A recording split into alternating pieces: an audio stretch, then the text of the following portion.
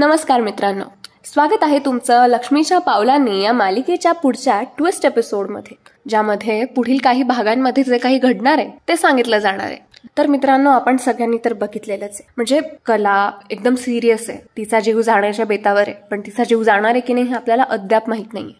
मित्रांनो, आजचा एपिसोड तुमचं हृदय दडपून टाकेल, कारण कला आपल्याला सोडून जाणार आहे. हो, त्या भीषण अपघातानंतर आता चांदेकर कुटुंब एका अशा वादळात अडकणार आहे जे त्यांनी कधीच पाहिलं नव्हतं. एका बाजूला सुकन्याचं हार्ट ट्रान्सप्लांट आणि दुसऱ्या बाजूला कलेचा मृत्यू, आणि यामागे आहे रोहिणी, राहुल आणि त्या वकिलाचा काळा खेळ. चला तर मग मित्रांनो, आजच्या एपिसोडमध्ये काय होणार आहे त्यासाठी व्हिडिओला शेवटपर्यंत नक्की बघा आणि कुठल्याही क्षणाचा विलंब न करता चॅनलला सबस्क्राईब करा, व्हिडिओला लाईक करा आणि आजच्या व्हिडिओबद्दलची तुमची 2 शब्द कमेंट्समध्ये सांगायला विसरू नका. कुठलाही उशीर न करता सुरुवात करूया आपल्या आजच्या व्हिडिओला. तर मित्रांनो, आपण बघितलं की कलाची तब्येत खूप जास्त सिरियस आहे आणि कला तिच्या मनात अजूनपर्यंत तगमग चाललेली आहे की राहुल आणि रोहिणीचा खरा चेहरा तिला अद्वैतच्या समोर आणायचा आहे. म्हणायला गेलं तर ती सरोजच्या सुद्धा समोर आणू शकत होती की नाही, पण नाही, कलाला अद्वैतलाच सांगायचं होतं. ती इतर सगळ्यांना सांगू शकत होती घरात, पण नाही, अद्वैतलाच सांगायचं होतं. म्हणून आता ती काय करते की तिला त्या गोष्टी बोलायच्याच असतात, पण तिला डॉक्टरांनी बोलायला नसतं सांगितलेलं. त्या डॉक्टरांनी सांगितलेलं असतं की तुम्हाला उगाच स्ट्रेस येईल, तुम्ही नका बोलू, तुमची नका अशी अवहेलना करून घेऊ. मग आता होतं काय माहितीये का, कला मोठी शक्कल लढवून डायरीमध्ये लिहिते आणि म्हणजे 3 चिठ्ठ्या करते. त्यातून पहिली चिठ्ठी जी असते ती मेन असते आणि उरलेल्या 2 ज्या चिठ्ठ्या असतात त्यात तिने तिच्या प्रेमाबद्दल सांगितलेलं असतं. सो आता कला ती चिठ्ठी लिहून नर्स पर्यंत देते. आता कालच्या एपिसोडमध्ये आपण हे बघितलेलं होतं आणि नर्सला सांगते की ह्या चिठ्ठ्या काहीही करून अद्वैत पर्यंत पोहोचवा, मिस्टर चांदेकरांपर्यंत. मग आता ती नर्स जेव्हा अद्वैतला आतमध्ये आता डॉक्टर बोलवतात तेव्हा त्यांच्याकडे देते, अद्वैतकडे देते आणि म्हणते की मिसेस कलांनी तुम्हाला ह्या चिठ्ठ्या द्यायला सांगितलेल्या होत्या आणि त्यातून ही पहिली चिठ्ठी तुम्ही आवर्जून वाचा असं त्यांनी सांगितलेलं आहे. आता अद्वैत म्हणतो बरं ठीक आहे, मी वाचतो. आता अद्वैत त्यातून पहिली चिठ्ठी वाचतो आणि म्हणजे ती वाचल्यानंतरून त्याची अगदी तळपायाच्या आग मस्तकात जाते. का? कारण त्यामध्ये सगळा गोंधळ, सगळा घोटाळा लिहिलेला असतो राहुल आणि रोहिणीचा. म्हणजे त्यामध्ये लिहिलेलं असतं की राहुल रोहिणीचा प्लॅन काय काय आहे, ते एकत्र कशा प्रकारे आहे आणि त्याचबरोबरीने कलाच्या आजच्या ऍक्सिडेंटच्या मागचं कारण काय आहे. त्या अजून रोहिणीने आधीपासूनच सगळ्यांना फसवणूक केली आहे सगळ्यांची, मग ती तुझा तो आपला मागचा चांदेकर ज्वेलर्सचा फ्रॉड असू देत किंवा इतर कुठल्याही गोष्टी असू देत, आपलं लग्न असू देत, सगळ्या गोष्टी रोहिणीने घडवून आणलेल्या आहे. आणि आपण फक्त राहुलला दोषी समजत होतो, पण यामध्ये रोहिणीचीच खरं तर सगळ्यात जास्त हात रोहिणीचाच होता, रोहिणीचाच दोष आहे असं कलाने त्यात लिहिलेलं असतं. बऱ्याच गोष्टी लिहिलेल्या असतात त्या कलाने अद्वैतसाठी. सो अद्वैत त्या सगळ्या गोष्टी वाचतो आणि त्याची तळपायाची आग मस्तकात जाते. अखेरीस कला म्हणते की तुझीच कला, आणि बाकीच्या उर्वरित 2 चिठ्ठ्या ज्या आहेत त्यामध्ये कलाने तिचं प्रेम व्यक्त केलेलं असतं अद्वैत बद्दलचं. त्यात लिहिलेलं असतं की चांदेकर, कदाचित मला असं वाटतंय की आता मला जाण्याची वेळ आलेली आहे आणि आता मला जावं लागेल, म्हणून मी जाताना तू रडणार नाहीयेस आणि आपल्या कुटुंबांना सुद्धा रडू देणार नाहीयेस. मला खात्री आहे की तू आपली 2 कुटुंब सांभाळून घेशील. खरं तर तुला ह्या सगळ्या गोष्टी मी खूप आधीच सांगायला हव्या होत्या, मग कदाचित आज मी इथे नसते किंवा थोडा वेळ घ्यायला हवा होता, म्हणजे आपण दोघं सोबत असतो, पण कदाचित नियतीच्या मनातही तेच असेल. देखर अरे, मला या सगळ्या गोष्टी खूप आधी समजलेल्या होत्या आणि आज नेमकं त्या गोष्टी खरंच आहेत का हे तपासण्यासाठी मी लग्न सोडून तिथे गेले होते, कारण मला आपल्या चांदेकरांचं घर जास्त महत्वाचं होतं, आपलं कुटुंब जास्त महत्वाचं होतं, म्हणून मी कुठलीही पर्वा नाही केली आणि शेवटी त्याचा परिणाम हा असा झाला. त्यामुळे मला माफ कर. मी तुला वचन दिलं होतं की आपण आज लग्न करणार आहोत, आपण आज एकमेकांच्या सोबत राहणार आहोत, म्हणजे आजपासून आपण एक नवीन सुरुवात करणार आहोत आणि आपलं इथून पुढचं आयुष्य फक्त एकमेकांसाठी असेल. पण एवढ्या शब्दांमधून मी एकाही गोष्टीचं पालन करू शकली नाही, यासाठी मी तुझी मनापासून माफी मागते. बाकी मला माझी जाण्याची जरी वेळ आलेली असली तरी आपण हृदयाने मात्र एकमेकांशी जुळलेलेच राहू. आणि हो, माझ्या नंतरून तू स्वतःचं आयुष्य असं चाचपरत अजिबात जगायचं नाहीयेस. तू स्वतःसाठी एक उत्तम आणि योग्य जोडीदार बघायचा आहेस. अरे, मला त्यात आनंदच होईल, पण मला माफ कर.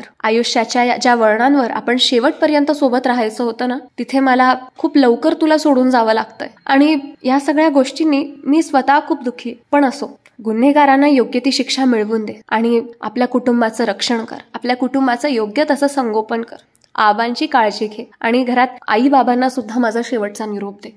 आणि माझी शेवटची इच्छा हीच आहे की रोहिणी आणि राहुल या दोघांना त्यांच्या कर्माची शिक्षा भेटली पाहिजे. आता अद्वैत हे सगळं वाचतो, जणू ते जे पत्र असतं, त्या ज्या चिठ्ठ्या असतात त्याच्या अश्रूंनी पूर्णपणे भिजून जातात. खरं तर खूप मोठा धक्का बसलेला आहे मला. सांगता सांगताच खूप असं मन असं माझं हवालदिल झालंय. विचार करा, माझं सांगताना जर एवढे यश माझा अट्टहास होत असेल तर तुमचं काय होत असेल ऐकताना. कारण आपल्याला कला या पात्राची खूप सवय होऊन गेलेली होती. तिचे विचार असू दे, तिचा स्वभाव असू दे, ती जिथे जायची तिथे सगळ्यांना आपलंसं करून घ्यायची. पण अचानक हे असं काही होईल हे कुणालाच वाटलं नव्हतं. कुणी स्वप्नात सुद्धा विचार केलेला नव्हता की रोज सकाळी छानपैकी कला आणि अद्वैत यांच्या रोजच्या म्हणजे मालिकेतल्या रोजच्या नवीन नवीन एपिसोडमध्ये कला काय नवीन करते असं आपल्याला नेहमी दिसत असायचं. पण आता मात्र कलाची जी ओढ आहे ती आपल्याला संपवावी लागणार आहे, इच्छा नसताना सुद्धा. तर आता पुढे काय होतं मित्रांनो, अद्वैत लगेच कलाकडे जातो, कलाचा हात आपल्या हातात घेतो. कलाच्या डोळ्यात अश्रू असतात आणि अद्वैतच्या सुद्धा. अद्वैत म्हणतो की नाही खरे, हे मला अजिबात चालणार नाही. मी तुला एकटीला कुठेच जाऊ देणार नाही. तू इथेच राहणार आहेस, तू माझी आहेस आणि तू माझ्या परवानगीशिवाय कुठेच जाऊ शकणार नाहीयेस. ते काही नाही, आपण चांगल्यातल्या चांगल्या डॉक्टरना दाखवू आणि तुला मी एवढ्या लवकर सोडून नाही जाऊ देणार आहे. मी चिडे ना तुझ्यावर. तेव्हा कला फक्त एक स्मित हास्य करत असते त्याच्याकडे बघून. खरं तर तो सीन जास्त इमोशनल आहे. त्यानंतरून कला म्हणते, चांदेकर एक गाणं गा ना माझ्यासाठी. तर आता अद्वैत खूप छान अशी म्हणजे छान असं गाणं गातो तिच्यासाठी. मला सुरुवातीला वाटलं होतं की ती अंगाई असेल, पण नाही, ते खूप छान गाणं तो तिच्यासाठी गातो. आणि ते गाणं ऐकता ऐकता अखेरीस कला तिचा शेवटचा श्वास घेते आणि त्यानंतरून कला आपले डोळे उघडे ठेवूनच म्हणजे देवाघरी निघून जाते. आता कलाच्या चेहऱ्यावर म्हणजे देवाघरी जाताना सुद्धा, तिला देवाज्ञा होताना सुद्धा तिच्या चेहऱ्यावर अत्यंत गोड हसू असतं. म्हणजे ते हसू एखाद्या जिते जागते इन्सान कोबी म्हणजे अशा जिवंत माणसाला सुद्धा लाजवेल, त्याच्या हास्याला सुद्धा लाजवेल असं तिचा शेवटचा श्वास जेव्हा ती घेते तेव्हाच तिच्या चेहऱ्यावरचं ते हसू असतं. आणि ते बघून अद्वैत मात्र आता आतून पूर्णपणे तुटून जातो. त्याला खूप त्रास होतो, तो खूप प्रचंड रडतो. इतका त्रास होतो त्याला की बाप रे. खरं तर हे सगळं वर्णन करायला माझे शब्द सुद्धा अपूर्ण पडतील, सॉरी.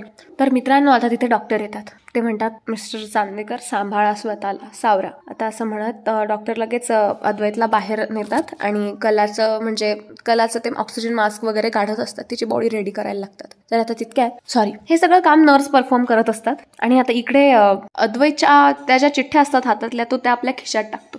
आता त्याला कळत नसतं की संताप व्यक्त करू की दुःख, घरातल्यांना कसं काय मी तोंड देऊ. कारण ऑलरेडी संगीता ऑलमोस्ट वेड्यासारखं करायला लागलेली असते की माझ्या मुलीला काय होतंय. पण ठीक आहे, तो आता येतो बाहेर. तो बाहेर येताच म्हणजे कलाकडून तो बाहेर येताच सगळेजण त्याच्या दिशेने धाव घेतात आणि म्हणतात, काय झालं अद्वैत, आपल्या कलाला काही झालं का? वाचली आहे ना ती, तिला काही होणार नाही ना, ती आता पहिल्यापेक्षा बरी आहे ना? सगळे हेच प्रश्न करत असतात. सरोज, रजनी, त्यानंतर आबा. आता रजनी त्याला म्हणजे उत्तर देत नसतो ना अद्वैत, एकदम शांत असतो, त्याच्या डोळ्यातून फक्त पाणी वाहत असतं. तर रजनी त्याला अगदी ओरडत विचारते, अद्वैत काय झालं कलाला? तू सांगणार आहेस की नाही आम्हाला? तेव्हा संगीता पण म्हणते की माझी मुलगी कशी आहे, माझी कला कशी आहे, ठीक आहे ना ती आता? तेव्हा अद्वैत आता खूप खालच्या स्वरात त्याच्या आईला बिलगतो, म्हणजे खालच्या स्वरात बोलतो आणि त्याच्या आईला बिलगतो, म्हणजे असं मिठी मारतो. त्याच्या आईच्या मिठीत शिरून तो रडू लागतो. तो म्हणतो की आई, मी तिला वाचवू नाही शकलो, कला गेली आपल्या सगळ्यांना सोडून, तिने हे खूप चुकीचं केलं. आता सरोज म्हणते, काय म्हणतोयस तू? कला आपल्याला अशी कशी सोडून जाईल? आता सरोज सुद्धा म्हणजे तिचं सुद्धा संतुलन थोडंसं अस्थिर होऊन जातं. आता अद्वैत तर कोसळतोच, पण सगळेजण तिथे सगळ्यांवर दुःखाचा डोंगर कोसळतो, कोणाला विश्वास होत नसतो. सरोज तर ऑलमोस्ट अद्वैतच्या कानशिलात लगावून देते आणि म्हणते, खबरदार जर असं बोललास तर आपली कला कुठेही जाणार नाहीये. तू खोटं बोलतोयस ना, तुम्ही दोघं आमची मजा घेताय ना? तेवढ्यात संगीता सुद्धा आता तेच बोलू लागते. ती तर अद्वैतची कॉलर पकडते आणि म्हणते की जावई बापू, तुम्ही असं कसं म्हणतायत? आपली कला कुठेही जाणार नाही. आता हॉस्पिटलच्या भिंती कधीच इतक्या शांत नव्हत्या, पण आज त्या किंकाळ्यांनी पूर्ण थरथरून उठल्या. संपूर्ण चांदेकर कुटुंब पूर्णपणे तुटलेलं आहे. आता कोणाला भरोसा तर होत नव्हता. पण आता तितक्या डॉक्टर बाहेर येतात आणि म्हणतात, तुम्ही सगळे सांभाळा स्वतःला, सावरा. आम्ही खूप प्रयत्न केले, पण अपघातच एवढा भीषण होता की आम्ही मिसेस चांदेकरांना वाचवू नाही शकलो. त्या केवळ जिवंत होत्या आतापर्यंत, तेही त्यांच्या इच्छाशक्तीमुळे. पण आता त्यांनी शेवटी त्यांचे प्राण त्यागून दिले. आता रजनी आणि संगीता त्या दोघंही बोलू लागतात की नाही डॉक्टर, नाही, माझी मुलगी मला परत द्या, मला नाही माहिती. तुम्ही असं कसं बोलताय? माझी मुलगी आहे, शाबूत आहे ती, हयात आहे ती, तुम्ही असं तरी नका बोलू, आणि माझी मुलगी मला परत द्या. आता अद्वैत म्हणतो की मी तिला एकटं जर सोडलं नसतं ना तर माझ्याकडे सगळं काही असताच, म्हणजे मी वेळीच तिचे फोन कॉल्स उचलले असते किंवा मी वेळीच तिच्यापर्यंत जर पोहोचलो असतो तर आज कला आपल्यात असती, खरे आपल्यात असती. पण नाही, हे सगळं माझ्यामुळे झालंय. आता अद्वैत स्वतःला ब्लेम करू लागतो. त्यामुळे डॉक्टर म्हणतात की मला माफ करा, एक्सक्यूज मी, असं म्हणत डॉक्टर तिथून निघतात. आता सगळ्यांच्या मनात एकच प्रश्न असतो की कला ऐन लग्न सोडून तिथे गेलीच कशासाठी, का गेली असावी ती तिथे, असं सगळ्यांच्या मनात प्रश्न असतो. पण कोणी बोलून दाखवत नसतो. तर आता दुसरीकडे, इकडे कलाचा जीव गेला आणि इकडे दुसरीकडे सुकन्याची पण तब्येत थोडीशी सिरियस झालेली असते. कारण तिने कलाचा जीव वाचवलेला असतो, पण तिला सुद्धा ऑब्व्हियसली हार्टचे इश्यूज असतात आणि तिला हार्ट ट्रान्सप्लांट सांगितलेलं असतं अर्जंटली, नाहीतर तिचा जीव कधीही जाऊ शकतो असं सांगितलेलं असतं डॉक्टरांनी. आणि तिला स्ट्रेस पण नाही सांगितलेला असतो. सो आता तिची अचानक तब्येत बिघडते. कारण सुकन्याला जेव्हा डॉक्टरांनी सांगितलेलं ट्रान्सप्लांट बद्दल जेव्हा तिला सांगितलेलं असतं तेव्हा ती लगेच विचारात पडलेली असते की एवढे पैसे मी आणू कुठून, किंवा हार्ट सर्जरीसाठी मला कोण हार्ट डोनेट करेल आणि कोणाचं हार्ट मला फिट बसेल, या विचारांनी तिला प्रचंडपणे घेरलेलं असतं. आणि त्यामुळे ती खूप स्ट्रेसमध्ये येते आणि तिला ताबडतोब हार्ट ट्रान्सप्लांटची आता गरज असते. तिची तब्येत खालावलेली असते आणि आता डॉक्टर तिला सांगत असतात की सुकन्या मॅम, आम्हाला काय करायचंय ते लवकरच सांगा, आपल्याला ताबडतोब हार्ट ट्रान्सप्लांट करावं लागणार आहे, कारण हृदय मिळालं नाही ना तर आम्ही तुमचा जीव वाचवू नाही शकणार. आता सुकन्या म्हणते की आता मला कोण हृदय डोनेट करेल, कोण हृदयदान करेल मला, आणि हे कसं शक्य आहे, त्यासाठी लागणारे पैसे मी कुठून आणणार आहे. या सगळ्या गोष्टी तिला वेदना होत असतात तेव्हा ती डॉक्टरांना सांगत असते, त्यांच्याकडे मन व्यक्त करत असते. आता चांदेकर कुटुंब एका मृत्यूशी इकडे झुंजत होता आणि इथे कोणाचा तरी जीव टिकवण्यासाठी हृदयाची गरज होती. आता खूप मोठी आणीबाणीची परिस्थिती आहे इथे. तर दुसरीकडे तो म्हणजे राहुल आणि रोहिणी दोघेही हॉस्पिटलच्या पार्किंग मध्ये गेलेले असतात. त्यांचे वळणारे हात आणि ते दोघेही घामाघूम चाललेले असतात. राहुल म्हणतो कला सगळं बघून गेली मम्मा, जर ती वाचली असती ना तर आज आपण संपलोच असतो. रोहिणी म्हणते म्हणूनच तर हे झालं रे, आणि हे व्हायचंच होतं. हेही काम जर मी तुला दिलं असतं ना राहुल तर तुझ्याच्याने झालं नसतं. थँक गॉड की मी तिथे गेले वेळेत आणि झालं सगळं. फायनली कला मेली. माझी जी आधीपासूनची इच्छा होती ती पूर्ण झाली. आता कोण अडवतंय मला, मी बघतेच. राहुल म्हणतो मम्मा प्लीज तू थांब जरा, आता तरी शांत राहा. चांदेकर कुटुंब दुःखात आहे, हा योग्य वेळ आहे पुढचा प्लॅन नेगोशिएट करायचा, पण सध्या थांब. ओके, तू अतिघाई नको करूस, नाहीतर सगळं उलट व्हायचं. रोहिणी म्हणते हो रे बाबा, मला कळतं ते, आता तर खरा खेळ बदलायचा आहे आपल्याला. आणि इथूनच आता नवीन अंतराला सुरुवात होत असते. म्हणजे खूप मोठं ब्लंडर होणार असतं. बट कलाला तर कलाने तर ऑलरेडी सगळं अद्वैतला सांगितलेलं असतं. म्हणजे मित्रांनो, बघितलं का, शेवटी आपलं जीवन त्यागताना सुद्धा ती मुलगी आपल्या कुटुंबाचा विचार करत होती आणि शेवटी ती अद्वैत पर्यंत या गोष्टी पोहोचवूनच देवाघरी गेली. म्हणजे किती ते काय म्हणावं लागेल, किती ती एकनिष्ठता म्हणावी याची. आता खूप म्हणजे अंत्यसंस्काराची वेळ असते आणि कलाची डेड बॉडी त्यांना सोपवली जाते. सो ते अंत्यसंस्काराला नेत असतात. सर्व कुटुंब कलाला बघत असतं.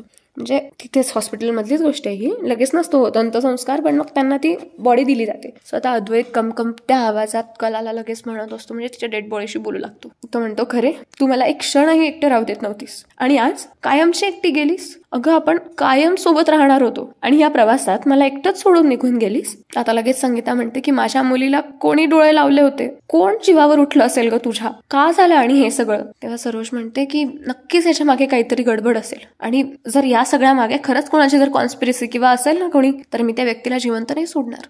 कलाचा मृत्यू म्हणायला गेलं तर हा फक्त अपघात नव्हता, तो घातपात होता. आता हे चांदेकरांपैकी काही लोकांना जाणवू लागलेलं असतं. अद्वैतला तर सगळी हकीकत माहिती असते.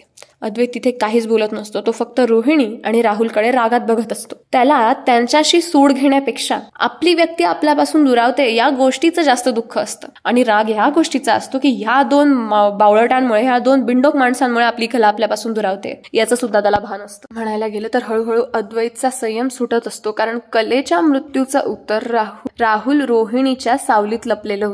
आता तो खूप कंट्रोल करत होता. पण तितक्यात आता जेव्हा ते कलाला घेऊन जात असतात तेव्हा डॉक्टर तिथे येतात आणि म्हणतात की आमच्याकडे एक गंभीर बातमी आहे. कलाचं हृदय दुसऱ्या एका रुग्णाला मॅच झालेलं आहे. माफ करा, मी तुमची परवानगी नसताना हे काम केलं, पण कलाचं हृदय हे खूप चांगलं आहे आणि तिचं हृदय अजूनपर्यंत जिवंत आहे. तर मला असं वाटतं की आपण हे जे मॅच झालेलं हृदय ते द्यावं, म्हणजे डोनेट करावं, हृदयदान करावं. त्या निमित्ताने मिस चांदेकर या जगात नसतील पण त्यांचं हृदय तर या जगात धडधडत राहील. तर सगळे म्हणतात काय. तेव्हा डॉक्टर म्हणतात हो.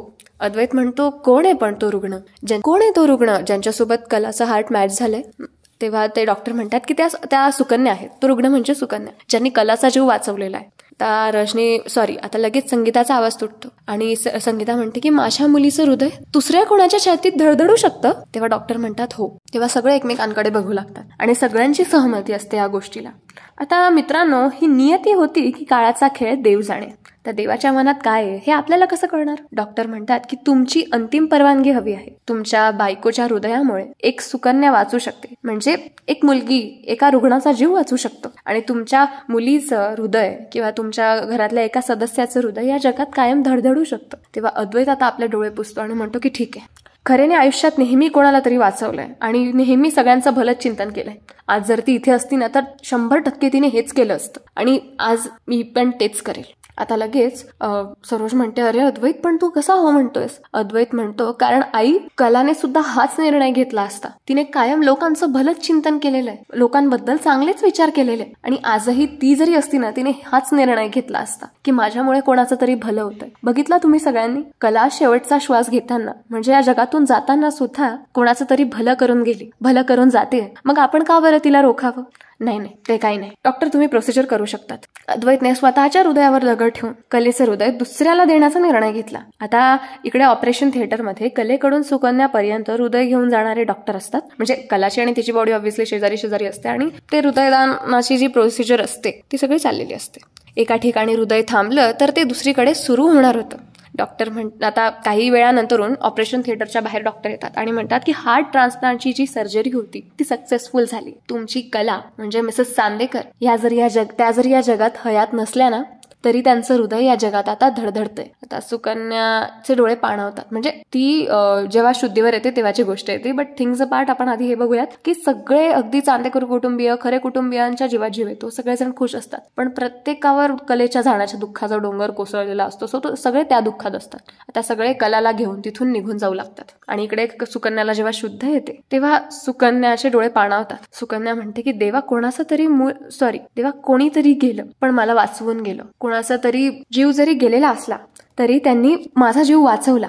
म्हणजे मित्रांनो, आता सुकन्या जेव्हा म्हणजे या शुद्धीत वगैरे आलेली असते ना तर ते आता हळूहळू तिने डोळे उघडून हा सगळा विचार केलेला असतो. आणि डॉक्टर म्हणतात की फायनली तुम्ही वाचला, कंग्रॅच्युलेशन्स. आणि तुमच्या हार्ट ट्रान्सप्लांटची जी फीज होती, सर्जरीची जी फीज होती ती ज्यांनी हे हृदयदान केलंय ना त्यांनीच भरली आहे. त्यामुळे तुम्ही निश्चिंत राहा.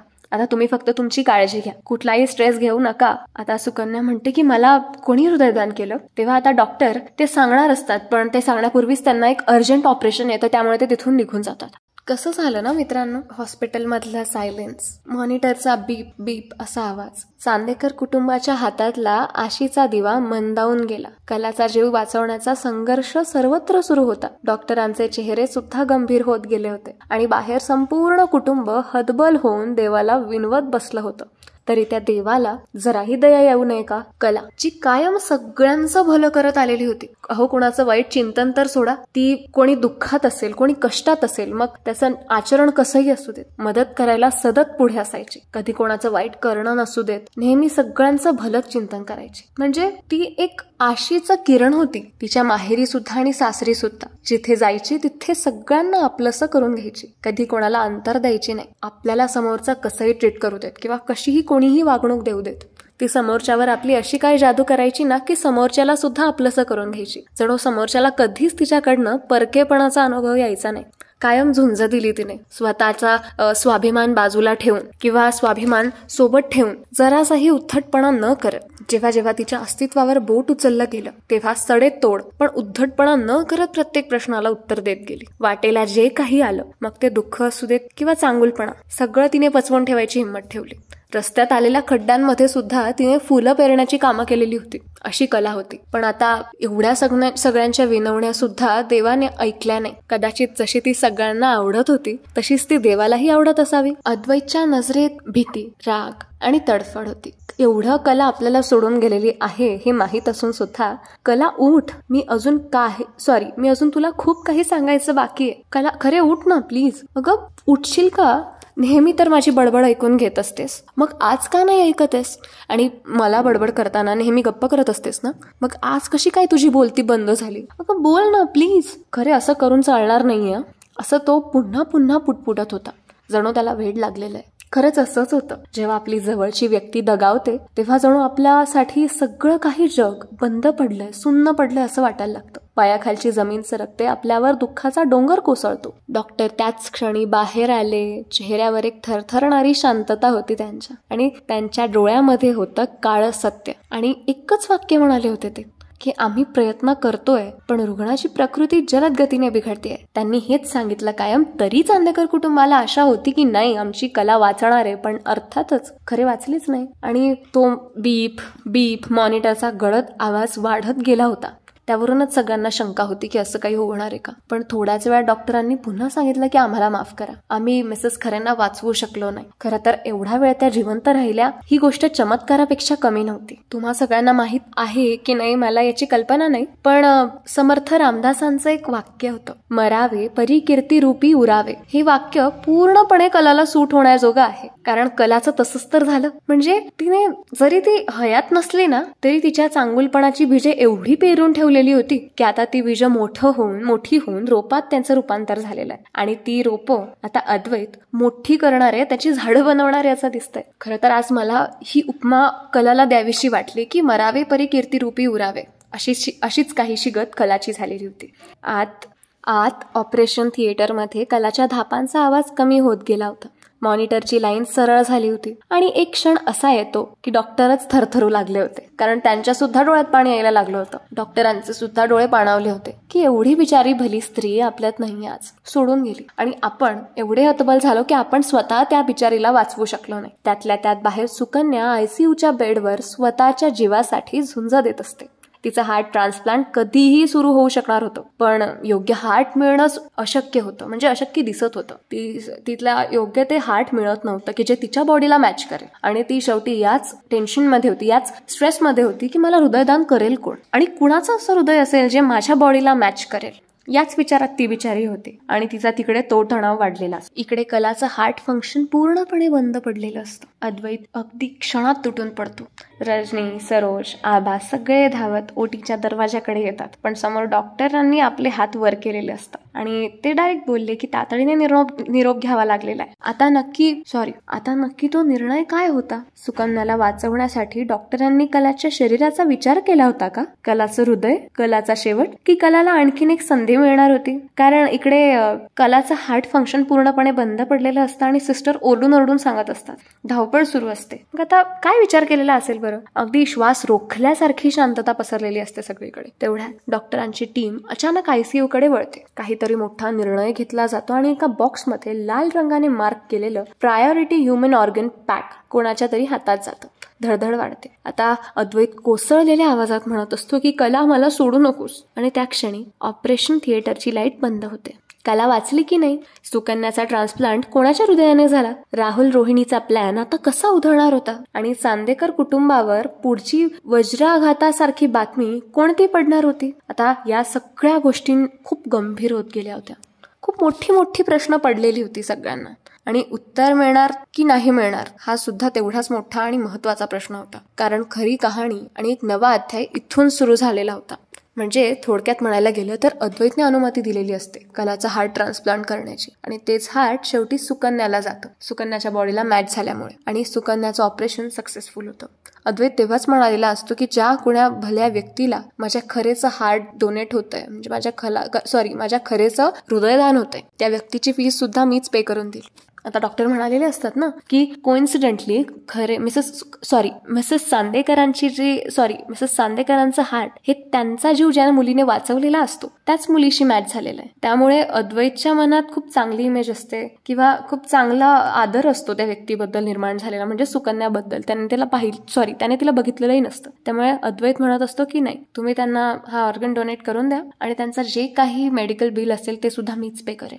माझ्या खरेमुळे आज कोणाचा तरी जीव वाचलाय याच गोष्टीचं मला खूप समाधान आहे. आता सगळ्यांना जीव गमावलेली कला आपल्या हातात मिळते. आता ते आपल्या घरी तिला घेऊन जातात आणि तिचा अंत्यसंस्कार करण्याची तयारी करू लागतात. घरी नेल्यानंतर तिच्यावर म्हणजे सगळे अंतिम विधी जे काही असतात, आता ती सुहासिनी असते, सो तिला शृंगार करणं, साज करणं, हे सगळे विधी घरचे पार पाडतात. आणि शेवटी तिला अग्निडाग देताना संपूर्ण खरे कुटुंब, संपूर्ण चांदेकर कुटुंब खूप रडत असतं. संगीता तर अगदी वेड्यासारखीच बिहेव करत असते. पूर्ण वेडी होऊन गेलेली असते ती. कारण कला म्हणजे तिचा जीव की प्राण असतो. खूप वाईट वाटलेलं असतं सगळ्यांना. म्हणजे कोणाला ऍक्सेप्टच करायचं नसतं की कला नाही आपल्यात आज. आणि अद्वैत तर अग्निटाक द्यायला सुद्धा तयार नसतो. त्याला असूनही असं वाटत असतं की कला तिथूनही उठून माझ्याकडे येईल आणि म्हणेल चांदेकर मी आले. त्याला खूपदा भास होतात तिचे, पण तसं काहीच होत नाही. शेवटी अखेरीस सर्वोच्च आग्रहाखातर अद्वैत कलाला अग्निटाक देतो आणि कलाचं प्रेत जळतं. सगळेजण खूप रडतात आणि अशा प्रकारे हे च्या जाण्यावर सगळेजण थक्क असतात इकडे आणि सगळे रडत असतात. आणि इकडे सुकन्या आपल्या हृदयावर हात ठेवते आणि म्हणते की कोण असेल एवढं भलं माणूस जे जाऊन माझं भलं करून गेलं. म्हणजे फायनली सुकन्याचा जीव वाचला आणि सगळं काही व्यवस्थित चाललेलं आहे आता. म्हणजे थोड्या दिवसात सुकन्याला डिस्चार्जही मिळतो. पण मग आता सुकन्याला भरपूर गोष्टी अशा जाणवायला लागलेल्या असतात की काय होतंय माझ्यासोबत. मला असं का वाटतंय की काही गोष्टी चुकल्यासारख्या आहेत. म्हणजे की काही गोष्टी अशा चुकल्यासारख्या. सगळं काही व्यवस्थित आहे. तिची प्रकृती सुधारलेली आहे. तिला दीर्घायुष्य लाभलेलं आहे. पण तिला असं वाटतं की माझ्या आयुष्यात काहीतरी टास्क आहे जो मला सॉल्व्ह करायचा आहे. म्हणजे आता कदाचित कलाच्या हृदयामुळे तिला असं वाटत असावं. आता मलाही त्यातलं काही कळत नाही. बट कलेचं हृदय फायनली आता सुकन्याच्या छातीत धडधडत होतं आणि त्या हृदयात अजूनही सत्याची जागृती होती. म्हणून कदाचित हे सगळं होत असावं. आता पुढे सुकन्या काय सांगणार? कलाला कोणी मारलं हे सगळं समोर येऊ शकेल का? राहुल रोहिणीचा आता या सगळ्यामध्ये पुढचं पाऊल काय असेल? आणि अद्वैत आता युद्धाला उतरेल का? कारण त्याला सगळं कळलेलं आहे. चांदेकर कुटुंबावर आता नवी सावली येणार की प्रकाशाची ज्योत उजळणार हे सगळं जाणून घेण्यासाठी आपले डेली ट्विस्ट एपिसोड्स बघत चला आपल्या चॅनल नाती मराठीवर.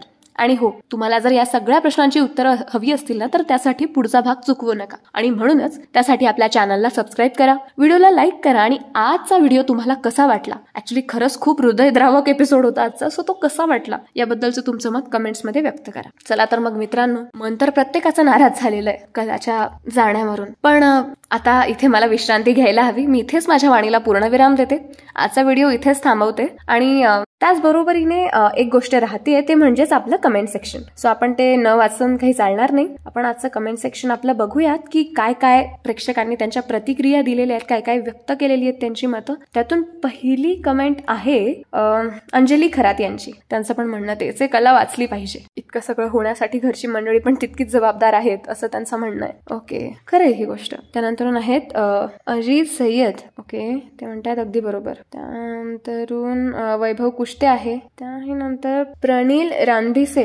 ओके, वैभव कुष्टे यांनी 2 कमेंट्स केल्या. त्यानंतर आहेत विजया काटे. त्या म्हणतात मी 20 तारखेला मुंबईला आले काही कारणामुळे. दीदी तुमचा आवाज आला नाही, कानावर चुकल्यासारखं वाटत होतं. अरेच्छा, हो का? त्यानंतर गौतम चक्रनारायण. ओके, ते तर सगळे आता प्रेक्षकांची थोडक्यात म्हणणं असे की कला वाचायला पाहिजे, नाही तर सिरियल बघायला मला तर आवडणारच नाही. ही गोष्ट खरी आहे, बट नाही. आता पुढचा ट्विस्ट काय आहे? कला जरी तिथे शाबूत नसली तरी तिचं हृदय कोणामध्ये तरी धडधडतंय. सो नक्की आता पुढे आणखीन छान ट्विस्ट असणार आहेत. मान्य आहे, खूप दुःख झालंय सगळ्यांना, पण काय करणार? त्यानंतर आहेत स्फूर्ती महिला संस्थान डोंबिवली. कोणाचंच म्हणजे सगळ्यांची मनं नाराज झाली आहे कला गेली आहे म्हणून. त्यानंतर आहेत दीपक माने, जालिंदर दळवी. त्यानंतर मेधा जोशी आहेत आणि त्या विचारतायत की ताई आता तुमची तब्येत कशी आहे? ओके, मी आता पहिलेपेक्षा खूप जास्त ठणठणीत आहेत आणि हे सगळं तुमच्या शुभेच्छांमुळे झालंय, त्यामुळे थँक्यू सो मच. आता मी पहिलेपेक्षा बरी आहे. त्यानंतर आहेत स्वामी किचन. त्या म्हणतायत की जी मेन कॅरेक्टर आहे तिलाच का मारताय? Okay, let's see. आता पुढे काहीतरी असेल ना चांगलं, म्हणूनच तर काही असं त्यांनी पाऊल उचललेलं असावं. ओके, सो आहे सुनील कश्यप, रीना सदाफळे. ओके, मनीष मोरे. ओके, विद्या रामेश्वर इंगळे. सुहास देशपांडे, नीता सकाट. ओके, नेहा कुलकर्णी. जालिंदर दळवी यांनी पुन्हा एकदा एक कमेंट केली आहे. त्यानंतर आहेत विद्या, शारदा गायकवाड, शालिनी जयगडे, विजया काटे आहे. त्या खूप जास्त म्हणजे दुःखी आहेत असं वाटतंय मला. त्यांनी किती छान कमेंट केली आहे, नाही नाही नाही कला जाणार नाही. ओके, ऍक्सेप्ट करावं लागणार आता काय. त्यानंतर आहेत मनीष मोरे, प्रवीण संघर. ओके, थोडक्यात सगळ्या आपल्या प्रेक्षकांचं म्हणणं हेच आहे की कला जायला नको, नाहीतर आम्ही बघणार नाही, किंवा कला जायला नको, खूप जास्त ते हृदयद्रावक होऊन जातंय, किंवा सगळ्यांचा खूप मोठा हार्टब्रेक झालेला दिसतोय. कारण बरेच प्रेक्षक मालिका फक्त बघत नाही, मालिका जगतात. पण आता आपण तरी काय करणार? कदाचित पुढे आणखीन काहीतरी चांगले प्लॅन्स असतील म्हणून असं काही झालं असावं. बट ठीक आहे, आता पुढे काय काय होतं हे जाणून घेण्यासाठी मी तुम्हाला सांगितलेले इन्स्ट्रक्शन्स फॉलो करा, चॅनलला सबस्क्राईब करा, व्हिडिओला लाईक करा आणि आजचा व्हिडिओ कसा वाटला ते कमेंट्समध्ये सांगायला विसरू नका. जसं आज कमेंट सेक्शन मला भरलेलं दिसलं तरी आजच्या व्हिडिओ खाली मला तशाच कमेंट्स हव्यात. चला तर मग मित्रांनो, मी इथेच माझ्या वाणीला पूर्ण विराम देत विश्रांती घेते. भेटूया पुढच्या व्हिडिओमध्ये लवकरच. तोपर्यंत धन्यवाद.